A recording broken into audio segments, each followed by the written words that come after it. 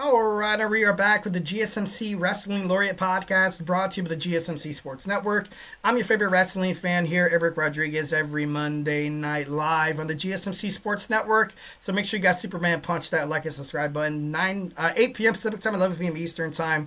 Here to talk about the greatest thing in the world of professional wrestling. We talk about all the action inside and outside the ring, backstage curtain calls, all the rumors, all the drama, all the conspiracy theories in terms of storytelling and for professional wrestling. We talk about WWE, AEW, TNA, Ring of Honor, New Japan Professional Wrestling. If it makes major news in the world of professional wrestling, we talk about it here on this show, 1010%. We talk about all the superstars are inactive, their injury updates, contract negotiations, extensions, and new signings. So like I said, make sure you guys subscribe to an amazing wrestling podcast who want to know what you guys ultimately think about professional wrestling. Like I said, drop anything you guys want inside that chat box. Can't wait to get on into it.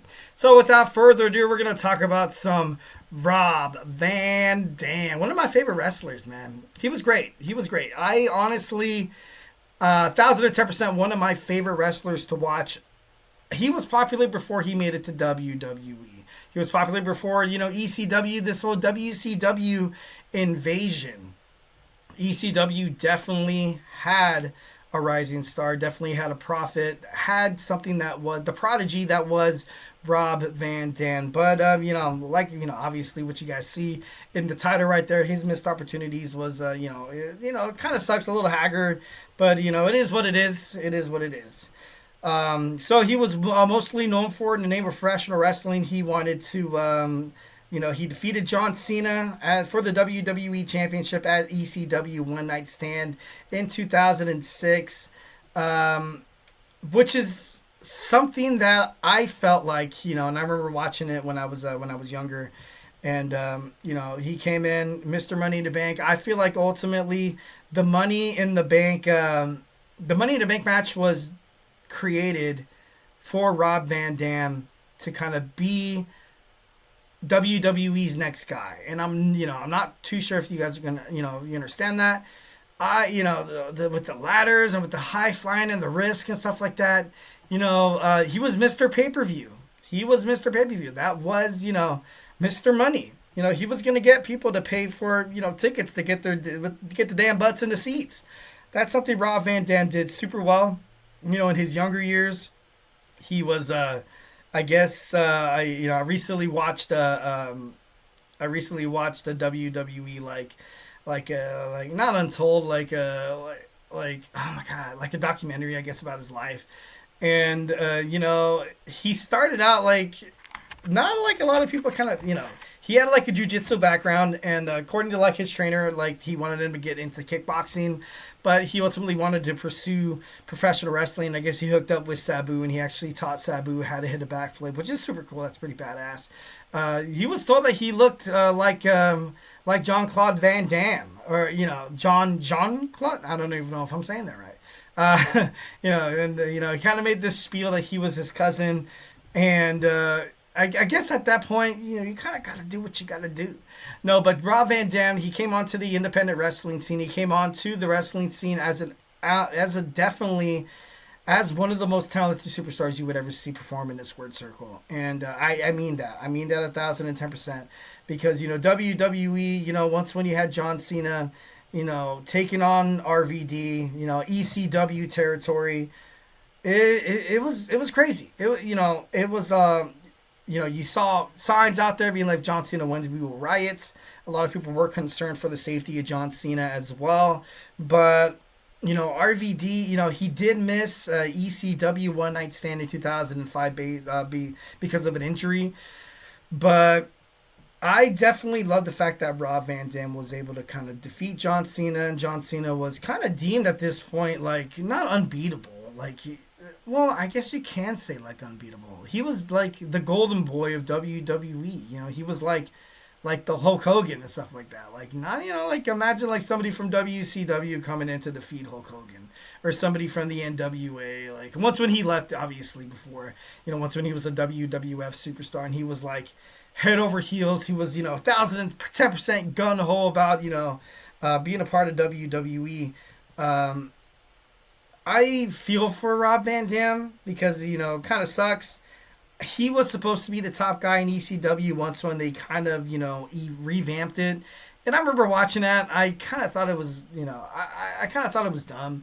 You had Balls Mahoney, then you had a late night poker night with the Divas, and Kelly, the the exhibitionist who wanted to walk around naked, and Knox was her boyfriend, and be like, oh no, cover her up, and it'd be like, oh, ECW is so crazy, ECW is so crazy, but I feel like it was like mainstream, like I feel like it was WWE-atized, if that makes sense.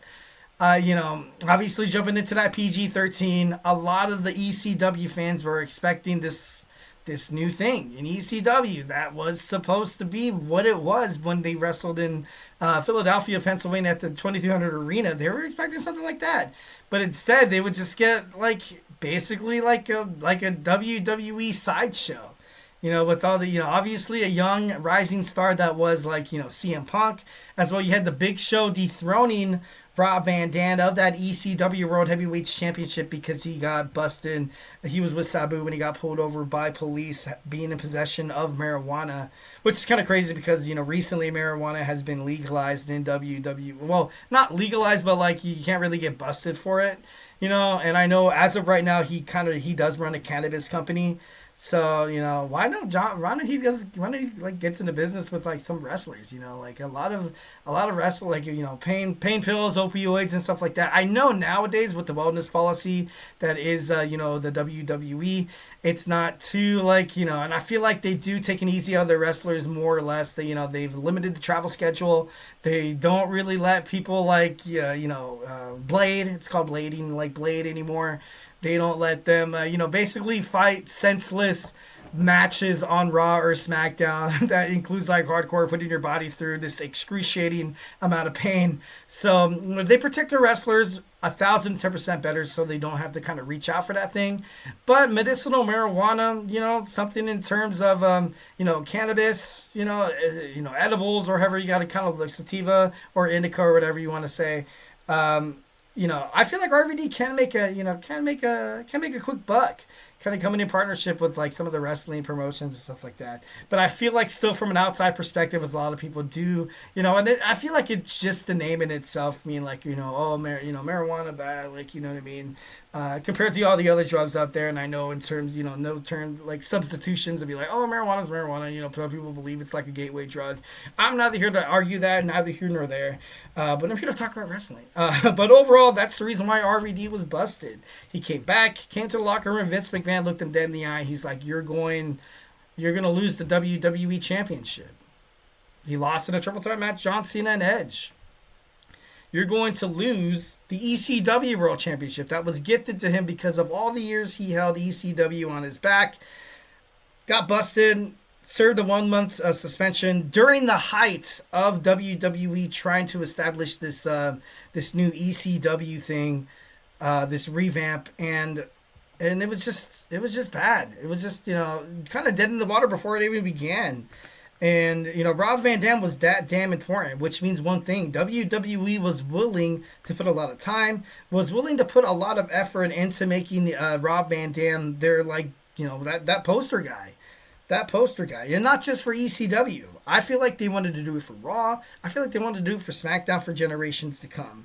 But, based on, what happened, obviously, based on the love that Rob Van Dam received, during the suspension, then coming back being like, hey, man, that was a little harsh, And a lot of WWE talent and promoters wanted Rob Van Dam to kind of take in this, you're holding a championship belt.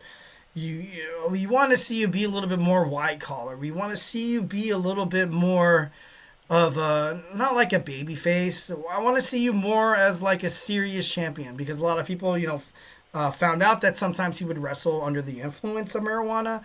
A lot of cutting promos, he was that what's going to ultimately get people to want to challenge a champion if he looks into the camera, smiles, and he's like, hey man, it's all good, RVD. No, and that's great. And fans, based on the talent that Rob Van Dam had inside the ring, fans didn't care. Fans could care less. They're like, dude, okay, we don't want to see. And Rob Van Dam said this in an interview as well. People were constantly whispering in his ear, like, you should do this, you should do that. And he was like, no, man, that's not what I'm about. That's not why people are buying tickets to see me. That's not why people are ultimately trying to invest in this product that is the WWE.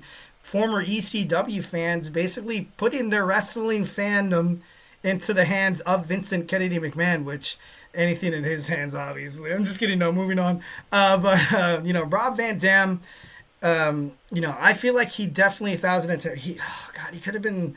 But no, he's a WWE Hall of Famer, obviously. And it's, oh, you made the WWE Hall of Fame. Yeah, ooh, whoop-de-doo, that's cool and all. I feel like Rob Van Dam wanted more, and he ultimately kind of went into a downward spiral, after, everything was going down with his wrestling career, injuries and stuff like that. He felt like he lost his spirit. He lost his father.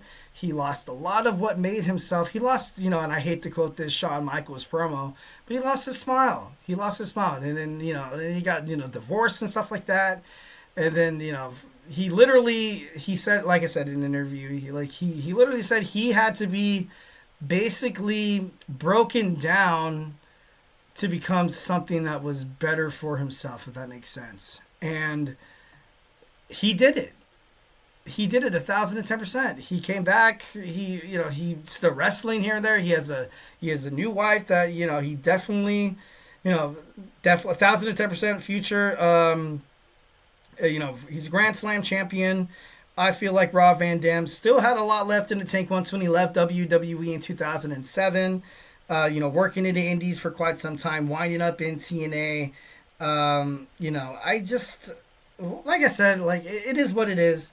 And then like Rob Van Dam, embracing that heel thing, pulling an Edge and Lita, having that live sex celebration, which banned TNA from Twitch, which is, pretty bad.